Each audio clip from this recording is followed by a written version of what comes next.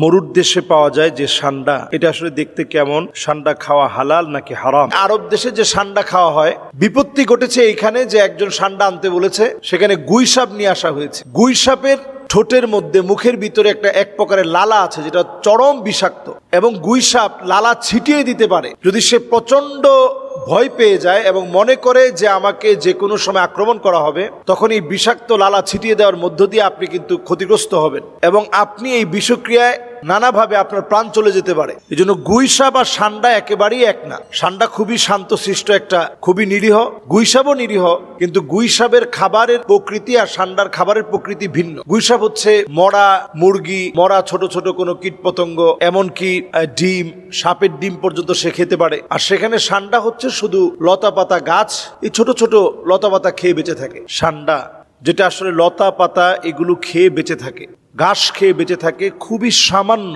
পানি একেবারে খায় না। যখন তাকে ধরার জন্য যায় তখন সামান্য পানি, যদি সে তখন খুব তৃষ্ণার্ত হয় তখন সামান্য একটু পানি খেয়ে নেয়।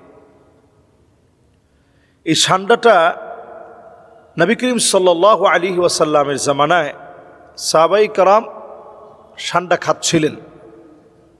নবীজির সামনে উপস্থাপন করা হয়, নবীজি খায়নি, তবে নবীজি নিষেধ করেনি।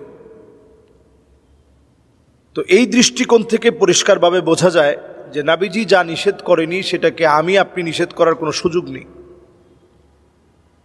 নবীজি নিষেধ করেনি, নবীজি বলছে ঠিক আছে তোমরা খাও।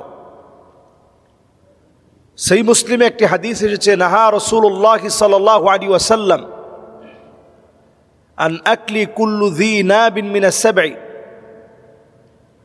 নবী করিম সাল্লাল্লাহু আলাইহি সাল্লাম নখ বিশিষ্ট, খোর বিশিষ্ট, যেগুলো হিংস্রতার সাথে মানুষকে আক্রমণ করতে আসে, এগুলোকে খেতে নবী করিম সাল্লাল্লাহু আলাইহি সাল্লাম এই জাতীয় প্রাণী খেতে নিষেধ করেছেন। সহিহ মুসলিমের এই হাদিসটি অনুযায়ী আসলে অনেকে সান্ডাকে, হানাফি মাযহাবের ফতোয়া হচ্ছে যে এটাও যেহেতু মানুষকে অন্তত ক্ষিপ্রতার সাথে আক্রমণ করতে আসে, আপনি দেখবেন ফুসফুস করে আওয়াজ করে, এজন্য হানাফি মাযহাবের ফতোয়ায় এটা খাওয়াকে পছন্দনীয় মনে করা হয় না। অন্যান্য মাযহাব অনুযায়ী এটার ব্যাপারে তারা নিষেধ করে না।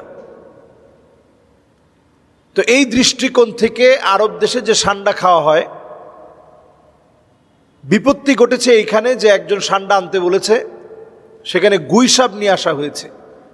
গুই সাপের ঠোঁটের মধ্যে, মুখের ভিতরে এক প্রকারের লালা আছে যেটা চরম বিষাক্ত, এবং গুই সাপ লালা ছিটিয়ে দিতে পারে।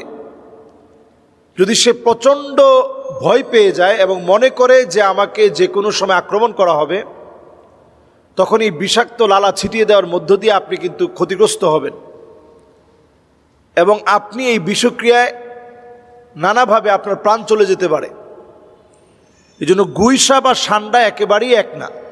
সান্ডা খুবই শান্তশিষ্ট, খুবই নিরীহ, গুই সাপও নিরীহ, কিন্তু গুই সাপের খাবারের প্রকৃতি আর সান্ডার খাবারের প্রকৃতি ভিন্ন। গুই সাপ হচ্ছে মরা মুরগি, মরা ছোট ছোট কোনো কীটপতঙ্গ, এমনকি ডিম, সাপের ডিম পর্যন্ত সে খেতে পারে। আর সেখানে সান্ডা হচ্ছে শুধু লতা পাতা গাছ, এই ছোট ছোট লতা পাতা খেয়ে বেঁচে থাকে, এবং বসবাসের প্রকৃতিও সম্পূর্ণ ভিন্ন।